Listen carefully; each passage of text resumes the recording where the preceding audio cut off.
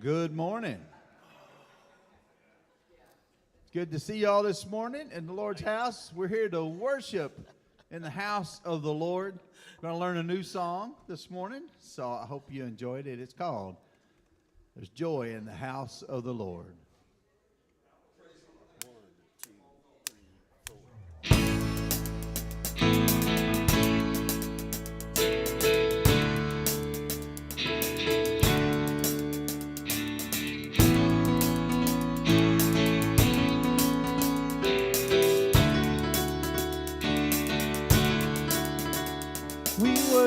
God who was, we worship the God who is, we worship the God who evermore will be. He opened the prison doors, he parted the raging sea. My God, he holds the victory. Yeah, there's joy in the house of the Lord, there's joy in the house of the Lord today, and we won't be quiet. We shout out your praise. There's joy in the house of the Lord. Our God is surely in this place, and we won't be quiet. We shout out your praise. We shout out your praise.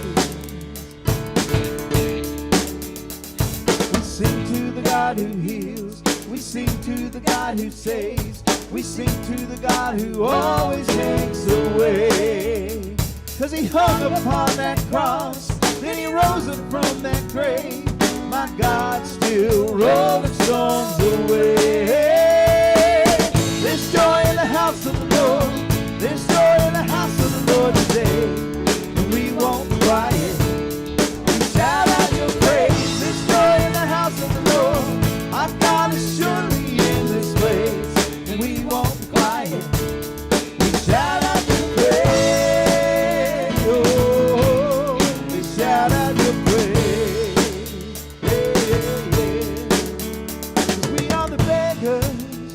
Now we're royalty. We were the prisoners. Now we're running free.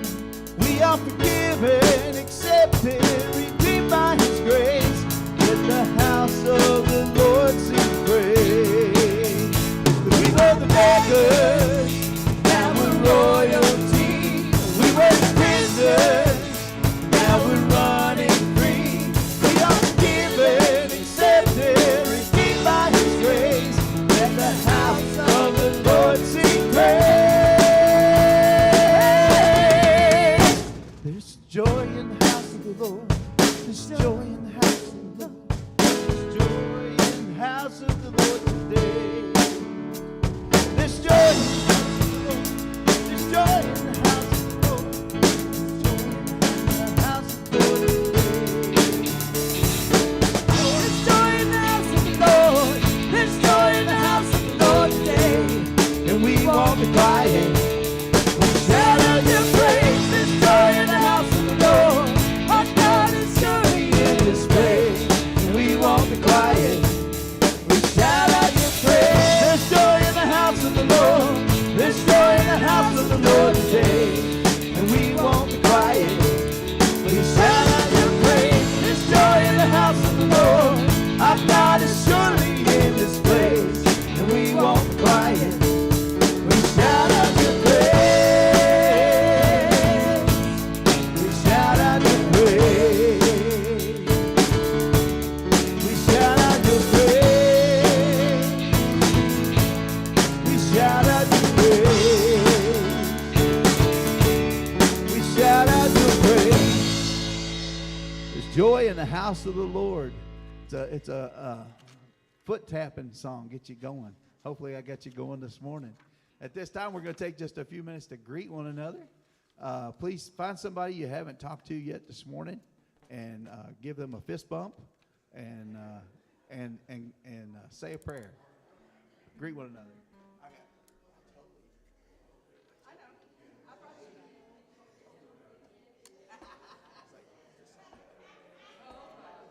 Brand new song. Sorry. It worked.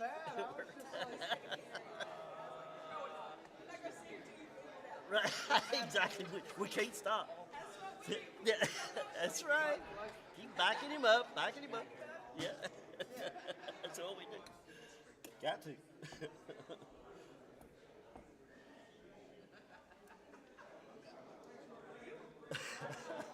I've been there before, brother. I've done that. Black out on something, like come out of a course or something and just be lost. I've done that. Just like, oh my God, where we at in that song?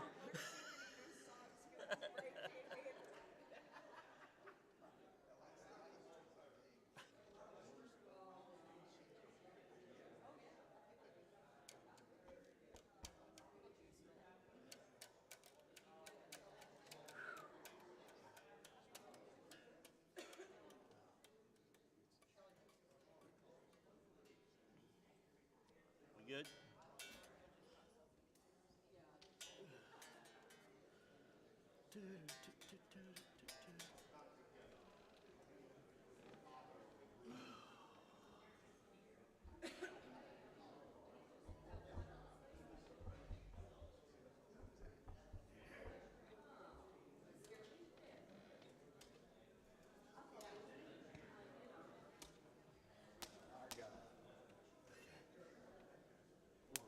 Two, three, four.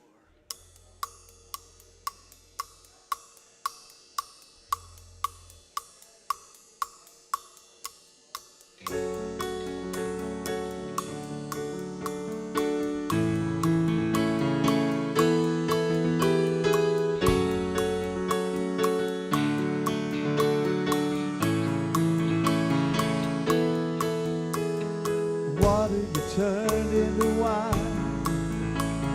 You open the eyes of the blind. There's no one like you, none like you. Into the darkness you shine. Out of the ashes we rise. There's no one like you, none like you. Our God is greater, our God is stronger. God, you are higher than any other. Our God is healer, awesome in power. Our God, our God.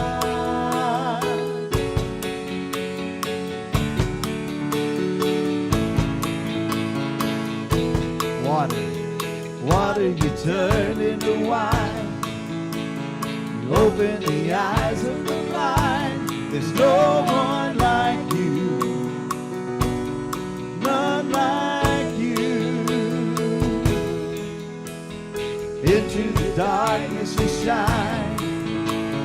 Out of the ashes we rise. There's no one like you, none like you. Our God is greater, our God is stronger. God, you are higher than any other. Our God is healer, awesome in power. Our God, our God.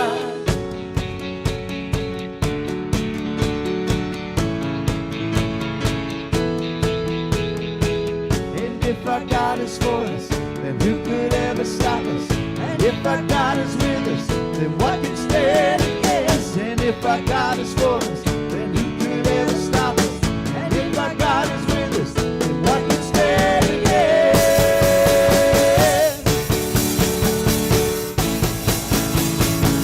What can stand against?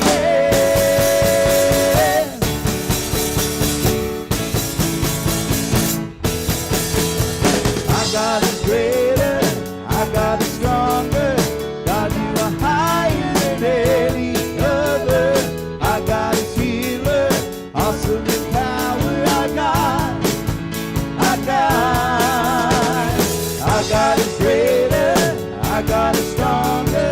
God, you are higher than any other. Our God is healer, awesome in power. Our God, our God. And if our God is for us, then who could ever stop us?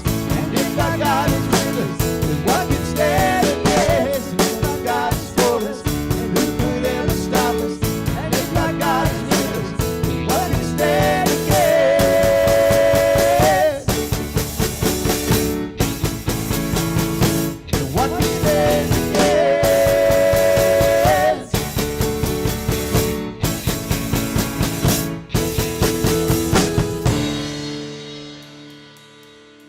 may be seated.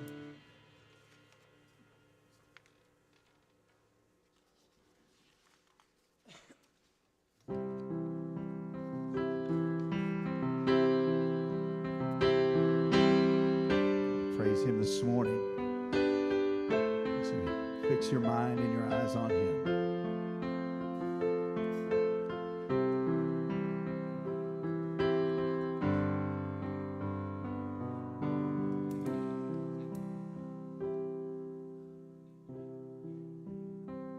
I cast my mind on Calvary, where Jesus bled and died for me.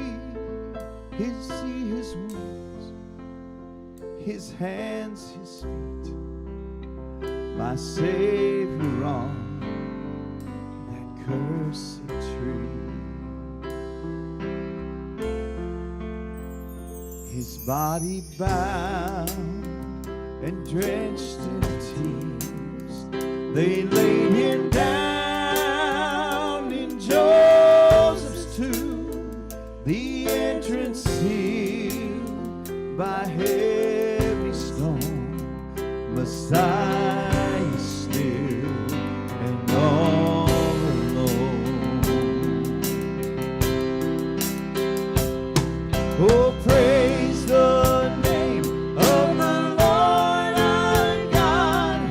Oh, praise his name forevermore. For endless days we will sing your praise. Oh Lord our God. Then on the third, at break of dawn, the Son of Heaven rose again. Oh, trample death, where is your sting? The angels roar, Christ the King. Oh, praise the name of the Lord our God.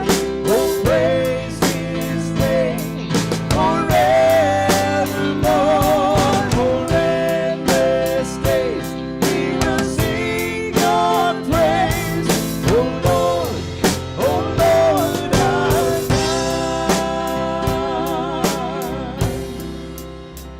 He shall return in robes of white, the blazing sun shall pierce the night, and I will rise among the saints.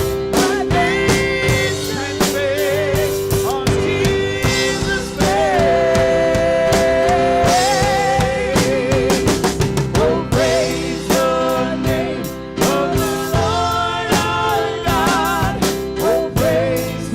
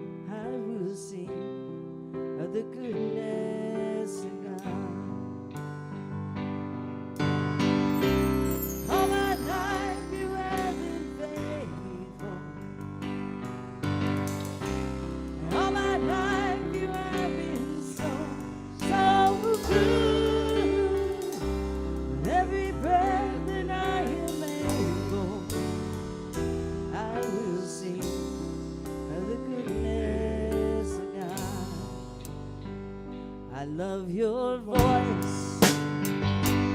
You have led me through the fire and darkest night. You are close like no other. I know you as a father. I know you as a friend. I have lived in the goodness of God. 'Cause all my life you have been faithful.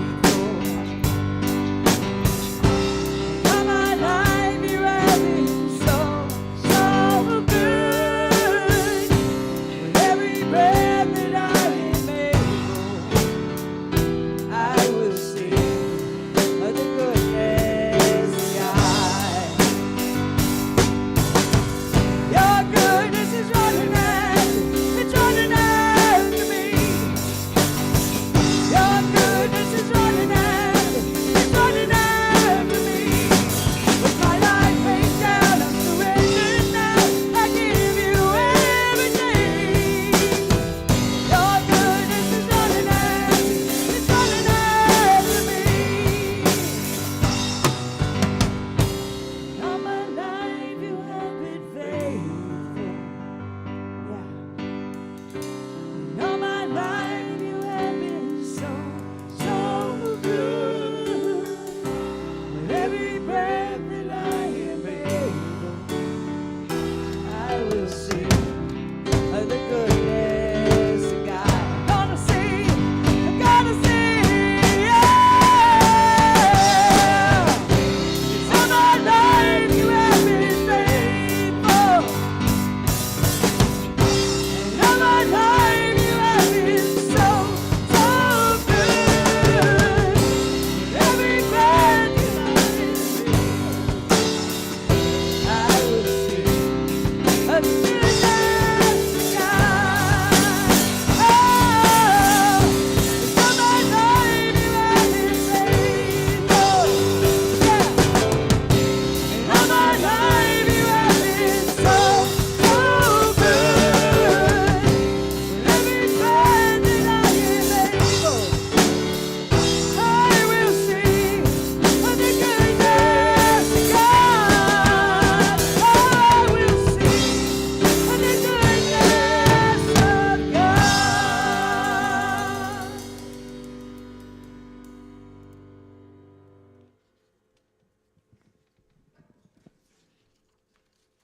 Good morning, church.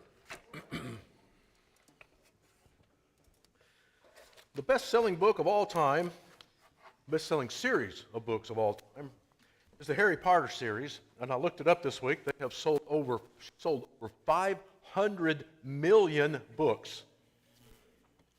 Can you imagine? I don't know what a Harry Potter book costs. What is it, like $20, $15, maybe more? I don't know, one single book. So, I mean, extrapolate that or add that all up. I mean, that's billions of dollars that this woman has sold a book. I mean, it's the most popular series of books of all time. The author of those books is a woman by the name of J.K. Rowling, and her name has become a household name. Most of you recognize it. She's admired and loved by millions of people. Well, at least she was. But beginning in 2018, she began to receive insults, death threats, and calls for boycotts of her books, and even it was recommended that her books be pulled from shelves around the world. Many of the actors who played characters in the movies based on the books began to openly criticize her. Organizations that had given her literary rewards demanded them back. Politicians began distancing themselves from her. What a horrible person she apparently is. What did she do to warrant such an outcry, such a horrible reaction? What did she say? Rowling committed the unforgivable sin of challenging the idea that somebody can be transgendered. That is, they think of themselves, or to use their vocabulary, they identify as having a gender different from the biological sex they were born with. People couldn't stand that Rowling had the perspective that that is impossible. So, for example, someone born as a biological male may claim to identify as a female, or vice versa. In broad terms, this used to be called, not so much now, but it used to be called gender dysphoria. That is, it's a psychological, mental condition in which one would experience distress due to a perceived mismatch with their biological sex and what they feel they really are. In the words of many suffering with gender dysphoria, they feel trapped. They feel trapped in the wrong body and have a persistent discomfort with one's biological sex. Now, I know it's tempting to dismiss this as silly and stupid, but those with gender dysphoria genuinely express serious depression and are always at the high end of suicide rates, high end of drug abuse, and the high end of terrible efforts at self-mutilation. Now, before the 1970s, the traditional treatment was that is the same with any other body image misperception, such as anorexia or the intense desire to have a limb amputated. I found out this week, didn't realize this was the thing, but there are people that they have an aversion. Something happens to their, and they see their hand as something they just have to get rid of, or an arm or a leg, or even an eye, an ear. Pieces of them, they begin to perceive that as they don't want it. They get rid of it, and they have a dysmorphia. They look at it and they can't stand it. And there's also, this to me is funny, but there are also weightlifters and bodybuilders.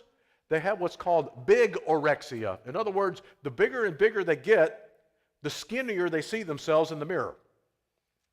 And so what they do is they begin to cover up with loose-fitting clothing because they don't want people to see how, quote-unquote, skinny they are.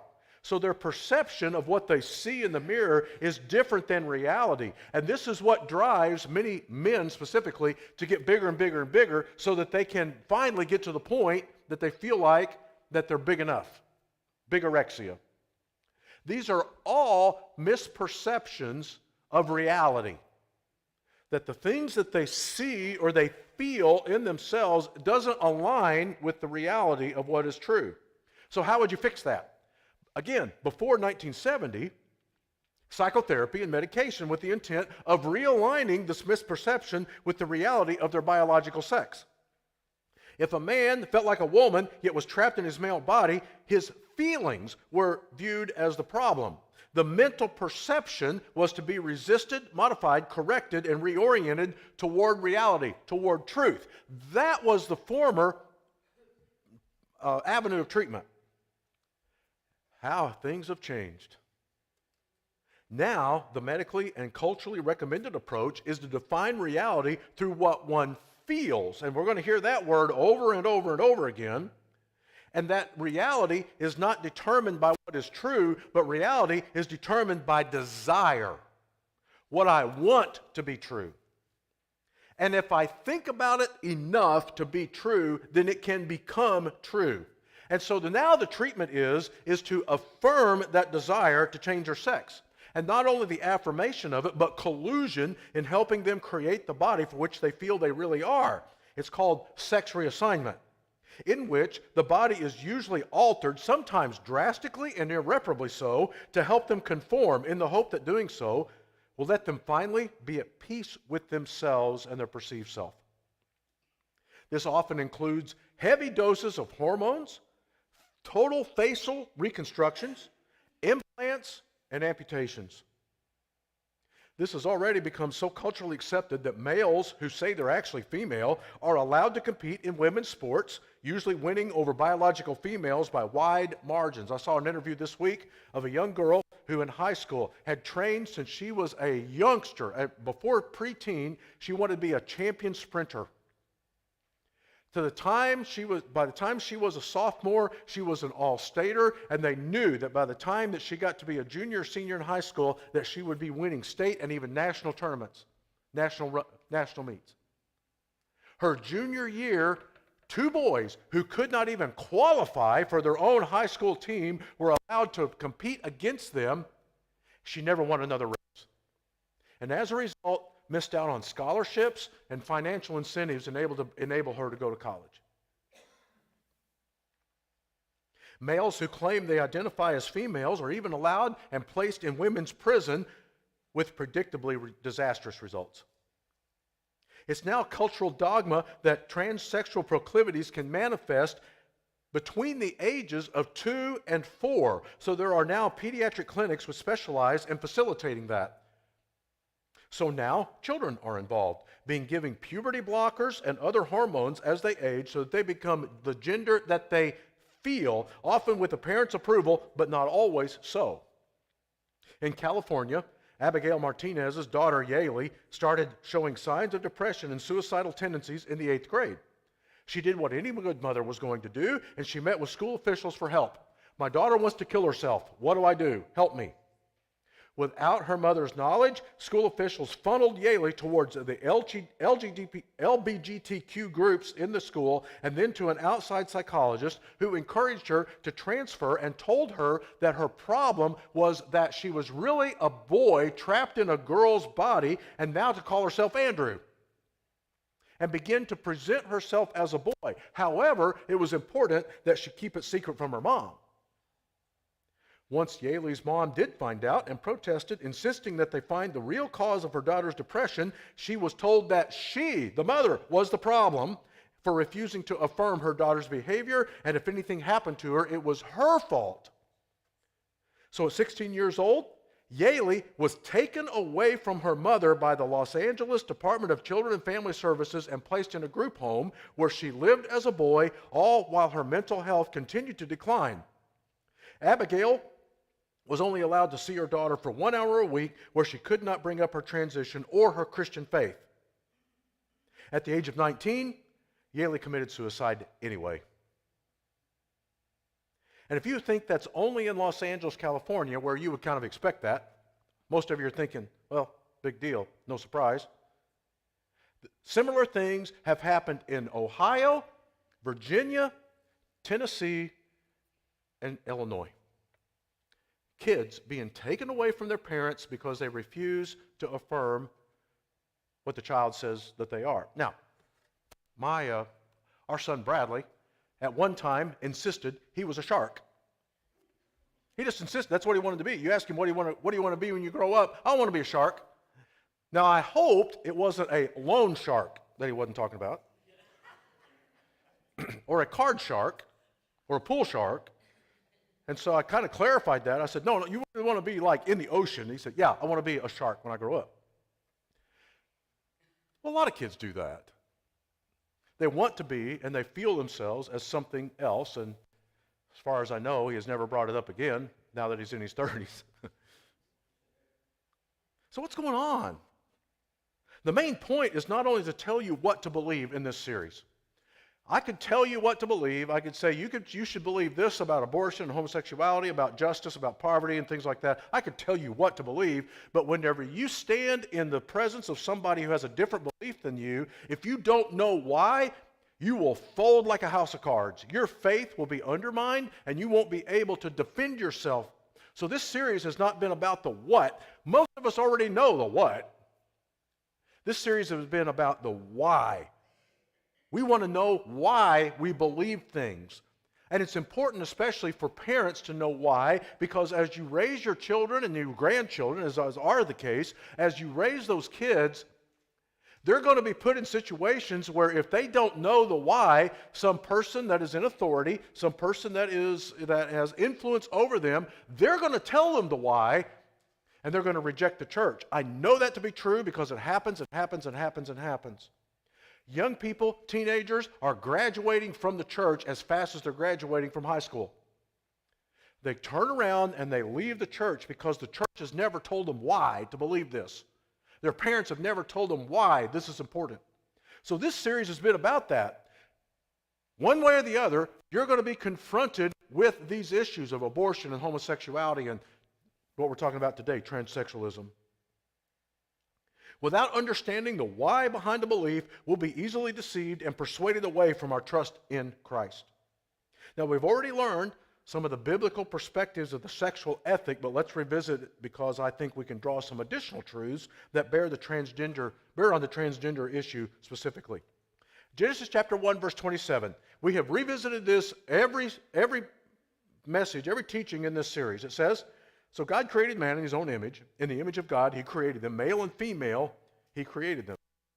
In a way, we see the problem with transgenderism in that verse.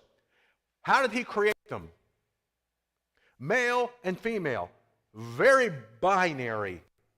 There's either one or the other. However, we're told today that there's a broad spectrum of that. I never saw it myself. I only heard this, and so you may have to correct me, but I heard that at one time Facebook had 70 different ways in which you could identify yourself. 70 different gender identities. So in their idea, there was this broad spectrum in which you could identify yourself. It wasn't male or female anymore. It was this long, continuum of ways that you could identify yourself sexually. But God tells us in His Word that men and women are created in male and female only. And the reason that is and He created them with completely different strengths and abilities. We don't like to admit this, and this may be a surprise to you, but men and women are different. I know that. You came to church and you thought, wow, never knew that men and women, oh, well, absolutely. For example, physically, their brains are wired differently, physically speaking, resulting in profound differences in the way men and women process information. Excuse me.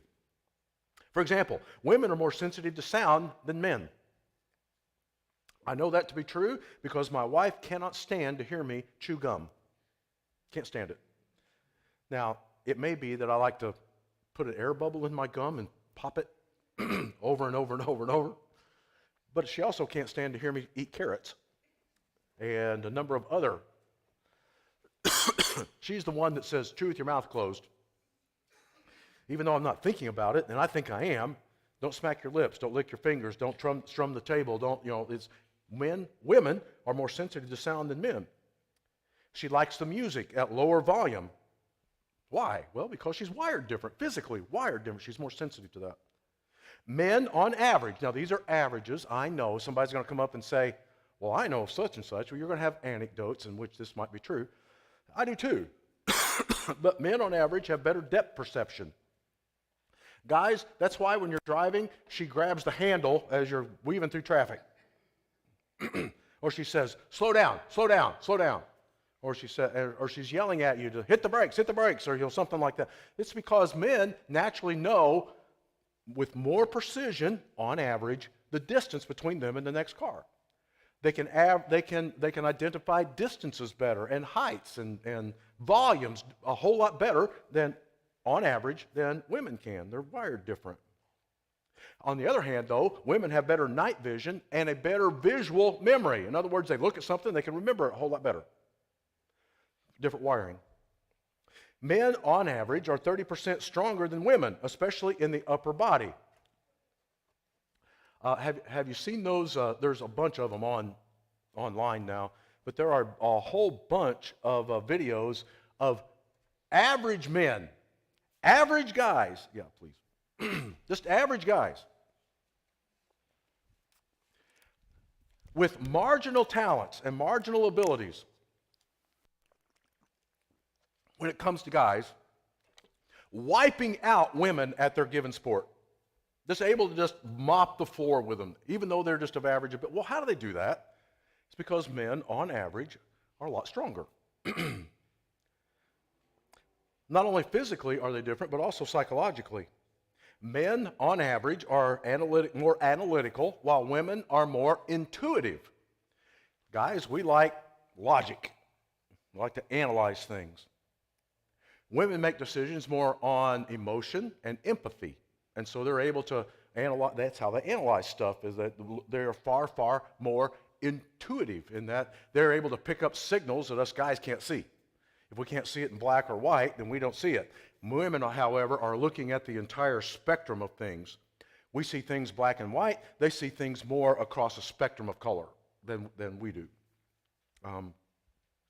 Young girls will naturally, if left to themselves, will naturally gravitate toward toys with faces, while boys are more like toys that can be manipulated, like Legos. Men typically are solitary achievers, while women are more likely to prefer a team approach to solving problems. Men are more at ease with being angry than women are. Now, these are not subjective social constructs as the LGBTQ activists would have you believe. These are found to be consistent around the world, even in cultures that have no outside influence on what men and women are supposed to be. But I think there's a deeper truth here. Men and women are different sexually, but they're also different physically and psychologically. Why? To complement each other. That I cannot exist without my wife on certain levels. She has kept me out of such trouble with, for example, her intuition. And I, on the other hand, have been able to, whenever emotions are beginning to run wild, have been able to kind of reel it in and say, whoa, let's slow down here, let's analyze this, and let's make sure. You see how there's a pulling back toward the center. There's an ability to keep the friction from getting too hot, and each of us complement each other. And that's exactly what the Lord says that men and women are supposed to do. They are different for a reason.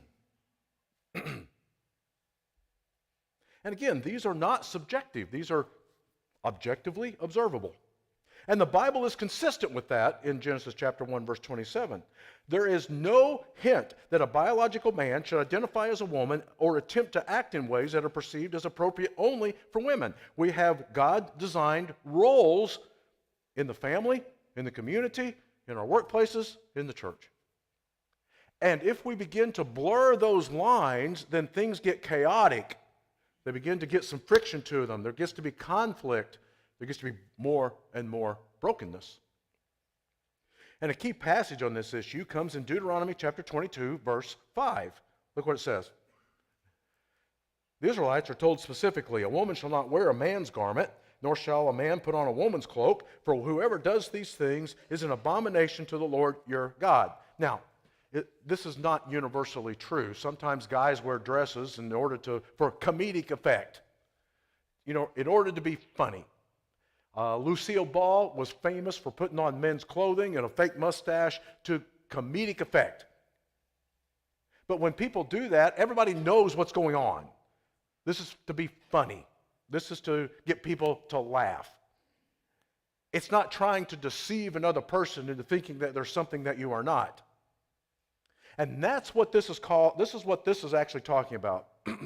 Old Testament scholar Jason DeRouche has analyzed the meaning of this verse and has come to the conclusion that the prohibition relates to what the American Psychological Association calls gender expression. That is, the way a person acts and intends to communicate gender within a given culture.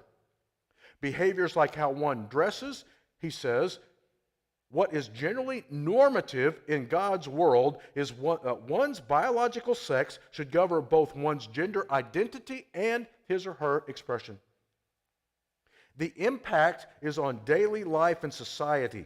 This verse is a corrective to prevent any confusion in so-called transgender identity. So within Israelite culture, there were certain styles of dress, ornamentation, and items that distinguished men and women. So this law was given to prevent any confusion in the matter. Now, some people might look at that and say, well, that was in the Mosaic law.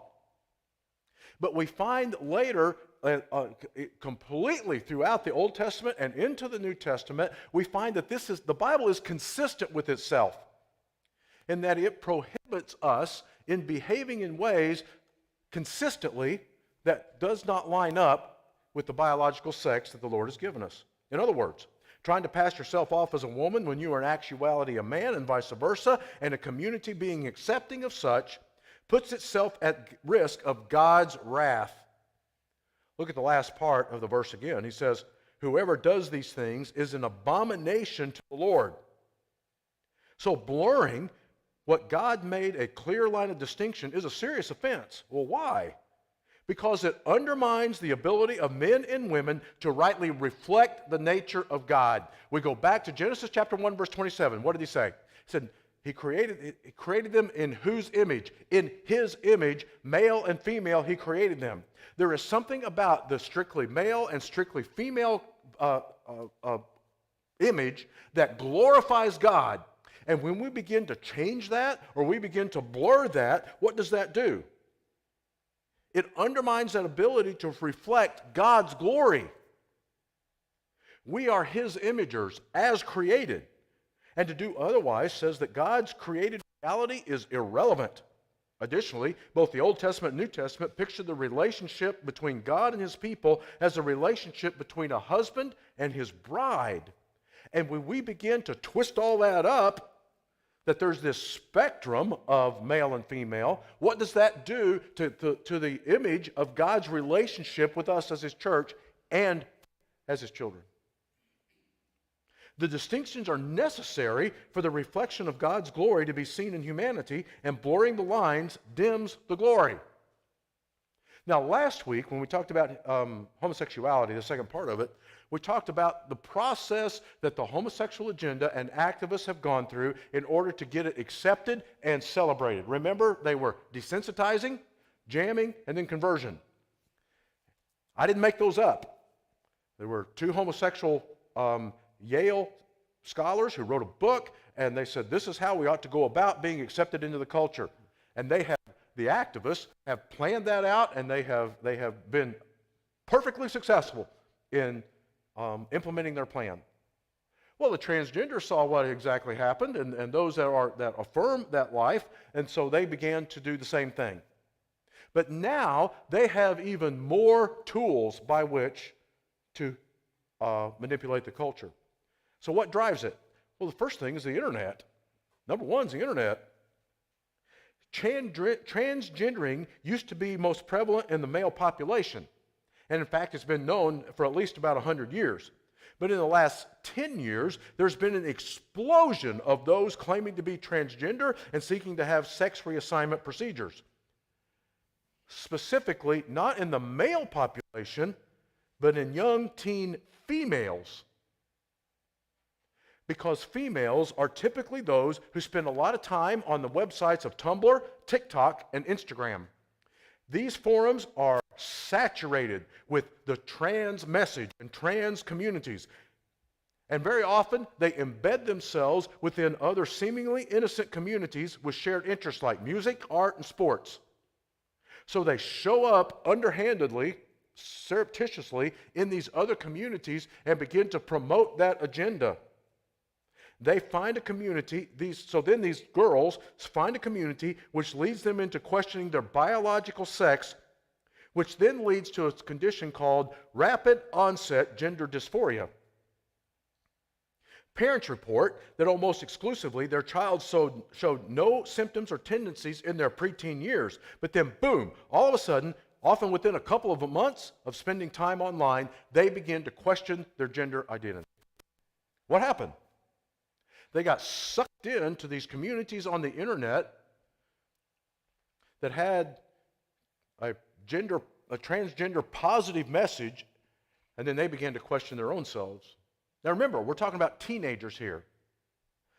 I think it's been a couple of comedians that he said they would do us really well to understand that teenagers are brain damaged.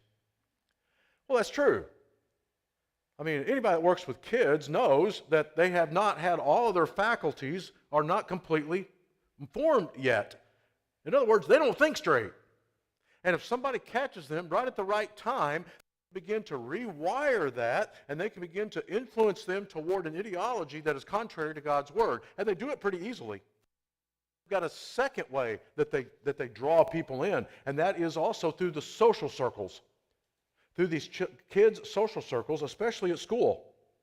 Almost all transitioners believe they will be treated better if they declare that they're trans process, and the truth is, they usually are.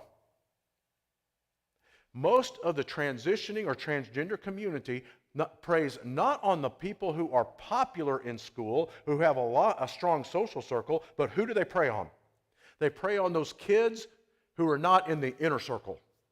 They're on the fringes someplace. And guess what they find when they begin to express interest in that? What do they find? They find a community. And in many of our high schools across the city, that what they find is that they go from the outside to immediately on the inside. Immediately they're the popular person. Immediately they are the hero. Immediately they are elevated and firmed and made popular, especially the more and more. They're called very brave. They're called really courageous. And you tell me what 14, 15, 16-year-old is not hungry for that? And when they begin to get popular, they realize they may not even buy into the ideology yet, but they begin to physically transition into a different sex in their mind. All of a sudden, they get this community that have affirmed them and hold them up and call them hero, want to have communication, want to welcome them in. The affirmation begins this feedback cycle then of driving them deeper and deeper and deeper into the lifestyle. So we've got the internet, we have physical social circles, but also, ultimately, like abortion, homosexuality, the trans movement is ultimately spiritual warfare. The foundational source is God's adversary, Satan. This, in my opinion, is an open and I believe final assault on God's imagers. The entire LGBTQ movement is motivated by an assault on God's image. Satan hates you. Not because of anything you've done to him, but by your mere existence as an imager of God, he hates you. Even if you think that you're on Satan's side, no matter how sinful you get, he still hates you because you are a human being, and that's all it takes. Some scholars think, and I tend to agree, that making man in God's image was the last straw which caused Satan to rebel against God and target man for destruction in the first place. A close reading of the Bible, particularly Genesis chapter 3, reveals that humans were included in God's divine counsel, and we know from Revelation we will eventually co-rule with Yahweh. In other words, Satan, as a member of God's heavenly host, he's, as the Bible puts it, an Elohim. He's going to have to share and eventually be ruled by these limited, fragile hybrid, which means we're both physical and spiritual in nature. He's going to have to be ruled by these beings called humans. And he can't stand that. Even worse, from Satan's perspective, is that Yahweh has given humans dominion over his new creation called earth. So what's he do? He rebels. Who does he target? Human beings. So he does everything he can to corrupt, blur, and ultimately destroy God's imagers. This is spiritual warfare.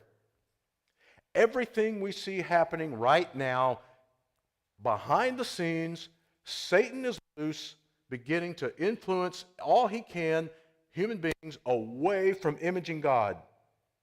And this is leading simply beyond trying to make males females and females into males.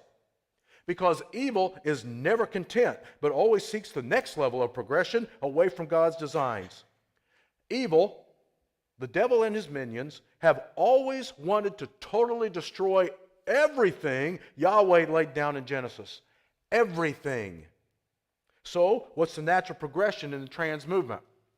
It used to be simply that if you were, let's get males to think they're females and females to think they're males, and let's design this spectrum. And that's what that was sufficient for a time. But the next progression, let me preface it this way. When I taught on this, I was looking back, I think I did this, we taught on this back in 2011. So I was looking at my notes, I didn't want to rehash the whole thing. At the time, I kind of thought, I'll go to an extreme here when we talk about that transgenderism is really a mental issue, and it's a psychological issue. And I made the comment that, what if one of my kids came to me and they said, Dad, I think I'm a horse, and I want to get a tail, and I want a mane, and I'm going to start walking on all fours, and can you give me some iron shoes? And we would think that is ridiculous. You need to go to a psychologist and get some therapy. We thought that. I said that at the time because I thought that was ridiculous and it was an extreme. Oh, how things have changed. The next thing that is beginning to gain steam is called trans species. trans species, or otherwise known as otherkin. Otherkin. Some are now claiming that while they look human on the outside, in their spirit, inside, they feel like something else. For example, they might feel like they're a wolf, a fox, a bear, a dog, a cat, or some other animal. And they call themselves otherkin. What's ironic to me is I could not find a single person that wanted to be a rat or wanted to be a possum, because those things are ugly from the time they are born. They are hideous. Nobody wants to be that. People only want to be these animals that we consider beautiful and cuddly and things like that. But they're beginning to identify that. I thought about putting a picture of the modifications that people are doing to their bodies in order to reach this. But then I thought better of it, but you can find it yourself. I warn you. But one woman has completely decided that she is a dog and has fashioned her face, put implants, tattoos, hair, even formed her ears, trained her ears to be pointy because she wants to be a Doberman, in order to reflect the idea that she may look human, but really, I'm a Doberman pincer. This is more than just dressing up as in a costume, because that's a different branch altogether. Those are called furries. I didn't know that until this week either. Just like with transgender, some go to extremes to align their bodies with what they feel, with implants, tattoos, extreme body modifications to their eyes, teeth, ears, hands, and feet. And then they begin to behave as these animals, and they demand that people around them acknowledge and affirm their identity. Does that sound familiar? Exactly. Some have now begun to identify with legendary characters such as elves, dragons, and unicorns, and begun to modify their bodies the same way. And so what do we do? What do we do with that? They would say that because they feel this way, that is what is reality. And so we're going to be expected to capitulate to that. And so, I just wonder if, like parks and such are going to have like walk your otherkin areas, and am I going to have to start putting out food for the otherkin that wander up to my house, and and if I feed them, are they going to stay? What are we going to do? What do we do with this? And I know we make it kind of, these are serious issues. People go to these extremes hoping that if I modify myself on the outside with what I perceive on the inside, that it will fix my real problems. But it doesn't. None of this solves the original problem. It is becoming now common that some transitioners will say they are content with their new gender, but overwhelmingly, most still have the same emotional and psychological problems that they started with in the first place.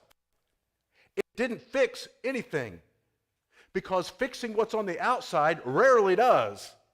This is a mental, spiritual problem. Dr. Paul McHugh is the former director of Department of Psychology at Johns Hopkins Hospital. He openly now regrets his role in being complicit with sex change surgeries. He believes now that being transgender is an unhealthy mental state. He says, and I quote, "We have wasted scientific and technical resources and damaged our professional credibility by collaborating with madness rather than trying to study, cure, and ultimately prevent it." In reality, many, if not most, transgender regret their surgeries, and they're beginning to vocalize that. They tried to relieve their psychological distress with drastic bodily changes and found that their distress remained. As a result, instead of addressing the underlying hurt and brokenness, our culture believes that they will secure some comfort if they are fully integrated into bathrooms, locker rooms, changing rooms, etc., that correspond with their perceived gender. But even that is not working. Multiple studies in multiple countries have found that the suicide rate for those who underwent sex reassignment surgery was 20 times higher in the 30 years following the surgery when compared to the non-transgendered population. This was especially true in Sweden. In Sweden, it has been socially and culturally accepted for the last 30 years or more that people who transgender, they have been welcomed into society, they have been affirmed, their bathrooms, their locker rooms, everything reflects a transgender positive culture. Yet, in that country, they are 20 times more likely to kill themselves than in other countries and in other populations. Additionally, 2 recent university studies showed that more than 70% of children who reported transgender feelings spontaneously lost those feelings. In other words, leave them alone. Monitor their internet usage and their friendships, and they'll quit thinking about it. I had some parents who used to go to church here. They've since moved away, but they called me one day and said, our daughter is doing this. She was beginning to identify as lesbian, but not only lesbian, but also transgender. And so, fortunately, I had read some of this material, and I said, here's what you do. Make sure she gets some other friends, and keep her offline. Keep her offline. They did both of those things. They followed that advice. They followed that wisdom. Today, she is happily married with 2 kids. Of course she was. It's because it just naturally dissipates. She was in a school that was affirming of that. She began to affirm that. She found a group that made her popular. And whenever the parents wisely extracted her from that, they just went away just like that. Just went away. Never brought it up again. There is an ancient religion called Gnosticism. It's really a philosophy, but it became a religion. But transgenderism is really an echo of that, if not an outright expression of Gnosticism. Gnosticism taught, and it wasn't really developed during the days of the New Testament. However, it was later, and we think that John probably, 1st, 2nd, 3rd John, he was probably writing to address a very nascent, very new Gnosticism. It was brand new, beginning to enter in the church. It's a heresy. It's a heresy that says that humanity's imperfection is the fault of an imperfect creator. In other words, and we hear this sometimes in the transgender community, have you ever heard them say, God made a mistake? That's a common phrase. And so as a result, because our bodies were imperfect, then therefore the body doesn't matter. And in fact, all of the material world is evil. Therefore, what really matters is what I feel inside, because that is the righteous part of me. That's the thing that the great God made, that Yahweh made. And it got trapped, again, there's that word, trapped, in a place that it's not supposed to be. So God, Yahweh, the high God, created our spirits, which are good, but then a demiurge, a lesser God, made all the material world, and that's evil.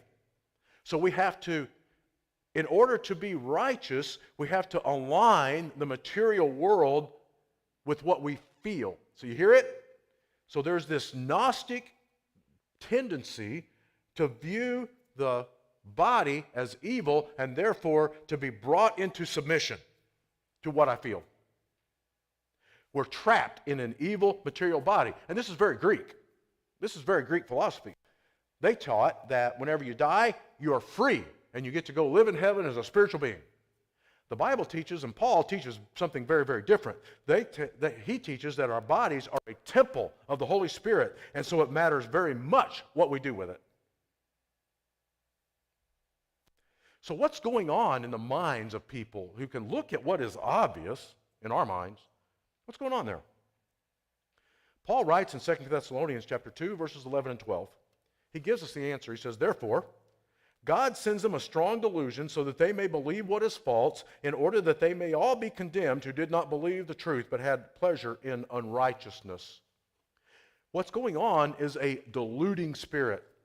Now, Paul wrote this in 2 Thessalonians The context of the passage is, he says, you'll know when the man of lawlessness arrives. Some people equate that with the Antichrist. Some people think that the man of lawlessness is a different person. But anyway, whatever happens, if it's an Antichrist, if it's the man of lawlessness, if they're two different people, if they're the same people, it doesn't matter. It's a sign of the end. That whenever the man of lawlessness arrives, people begin to follow him, at least his mindset, his worldview, and that as a result, he says, because they did not love the truth, then they can't tell what the truth is, and they have a deluding spirit. It's God giving people what they want and allowing them to experience the consequences of that. Being unable to tell the truth from a lie. Paul said in another place, to be wise, they became fools. And those of us who have been enlightened and we have the revelation of God in our Bibles, we can see it. We acknowledge it. But they can't see it. They don't understand it. They think they're wise when in fact they are fools. And the writer of Proverbs, who wrote, some 2,500 years ago, he says, the iniquities of the wicked ensnare him, and he is held fast by the cords of his sin. They can't escape. And because the only escape is through Jesus. And that is the last place that they're going to turn in order to find truth. Because they say truth is found in me, not out there. It is subjective. It is what I say it is. And we hear this all the time. Have you ever heard, you live your truth? If you have watched Oprah for 15 seconds, you have heard that. You live your truth. So what do we do about this? As believers and that have an understanding of God's design, that we are his imagers, and that we have roles to play, what do we do about that? Number one, be faithful to the truth. Don't compromise. We're going to have more and more and more opportunity in the coming weeks, months, and years to compromise with the truth in order to just get along, to sort of dodge the coming persecution. So be faithful to the truth. That requires that you know the truth. Number two, it's important to be compassionate. Remember, people who are struggling with being transgendered are having a serious mental health issue. This is a mental health crisis. So someone struggling with their sexual identity has gotten way off track mentally, and they need help. So that is not a place for us to make fun, to tease, to be pejorative. But unfortunately, that's becoming more and more difficult to get them help. I know what they need. What they need is therapy. What they need is help. But it's becoming more and more difficult as many states have passed laws prohibiting counselors from discouraging it. They can't even talk about it. So if you take your child or your grandchild to a therapist, immediately off the table is the idea that they're having a mental health problem or having a problem because of this transgender issue. They can't talk about it. This week, the governor of California signed into law that therapists cannot talk to their children children about transgender. They have to affirm it. And it's also true that if you cross state lines with your child, and that child communicates to an official or anybody in that state that you as the parent are not affirming their transgender proclivities, they can take your kid away from you. And they will, and they've done it. But we've got to be compassionate. And one of the most compassionate things we can do is point out the error of their ways. And then that leads to the next thing. Love them. You've got to express that no matter what they do, we still love them and do compassionate acts. Remember, the highest command, Jesus says, love God and love your neighbor. Also, remember, 41% of transgender people attempt suicide. So treating them with disgust doesn't help. We must show love. Now here's the one that everybody is wondering about. Be wise with names and pronouns. What do we do with that? Many of the places that people work are being asked to give their names and, what are your preferred pronouns? At the bottom of their emails. Sometimes when you go to a function, they put it. I've been to a function with my wife. It has, here's my name and here's my preferred pronoun. At the bottom of that, you know, a little name tag you wear. So should you or shouldn't you use pronouns of their preference? The answer to that is definitively, well, it depends. How do you like that? It depends. Are you a trusted influence and a loving friend to this person? If the answer to that is no, then you're probably going to inflame the situation and reinforce their a caricature of Christians and drive them further away from Jesus. So you got to use some wisdom there. My wife has found a very unique way around this because she lives in a culture, she works in a culture where this is required. This is absolutely like at the top of their priority list at the university. Well, she found a way around it by simply using their name wherever the pronoun would go. Yes, it's awkward. For example, if somebody is named, has called themselves Sue, she'll use their name, even though it's obviously a guy, but if the preferred pronouns are she and her, then she'll just use their name anytime, or use the name anytime she and her would come up in the conversation. Now that gets really awkward. She'll say something to the effect, Sue says that Sue says that Sue wants to do X, Y, and Z. So Sue is going to has told us that Sue wants us to. You see how it works? Well, she's not offending anybody. Well, yeah, the grammar's really awkward, but she's also making her point that she is not going to live by lies. So if the answer to that first question, are you a trusted friend, is no, then you got to be really careful here. But if it's yes, if you are close to the person, if you are trusted, if you can influence them, then it's fair to discuss your position and refuse to participate in the lie. Because living by the lie only pushes us further down the road of totalitarianism. Finally, always keep Jesus the issue. Always keep Jesus the issue. Our goal, personal goal, is not to make them to detransition. Our goal is to lead them to the truth of Jesus, to make them holy, to eventually where they might follow the Lord. And even if they do detransition, their eternal destiny could still be in jeopardy. Remember that. Simply turning away from a foolish thing and beginning to walk in reality and truth, that's a great step, but they could still be lost. Our hope is not to change their gender identity, but their spiritual identity. And once the Holy Spirit begins to live in them, He transforms them from the inside out. It is always best to keep our eyes on Christ. Jesus is always the issue. I will never, ever be able to change somebody's mind about who they say they are. That is not up to me. It is up to me to befriend them, to love them, to be compassionate to them, and show them Jesus. And that is true about any sin. It doesn't matter whether it's abortion, homosexuality, transgenderism, every sin. If it's alcoholism, sex addiction, whatever, it doesn't matter. Jesus is the issue. There is a really good author who was formerly a former lesbian, lived as a lesbian, and she's now married with children of her own. She goes and she's became a believer. Her name is Rosaria Butterfield. Outstanding speaker and writer on these issues. She said something this week that I found really, really helpful.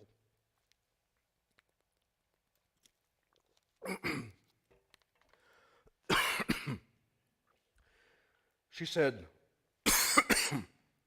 every sin should be looked at through the crosshairs of the cross. I never thought about the cross being a crosshair. You know, like you would look at through a telescope or a, wow.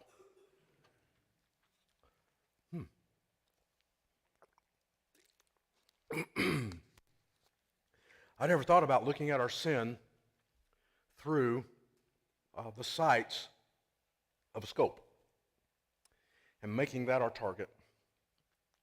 That if I'm going to shoot at my sin, if I'm going to conquer my sin, it's got to be looked at through the cross. Because that is the only thing that heals our brokenness. That's all. So no matter what sin we have, it's got to go to the other side of the cross. If you struggle with same-sex attraction, if you struggle with your identity, whatever you struggle with, can't be on this side of it. It's got to be on the other side of it to see what Jesus can do with it. Let me pray for you, and then we'll continue with our communion time, okay?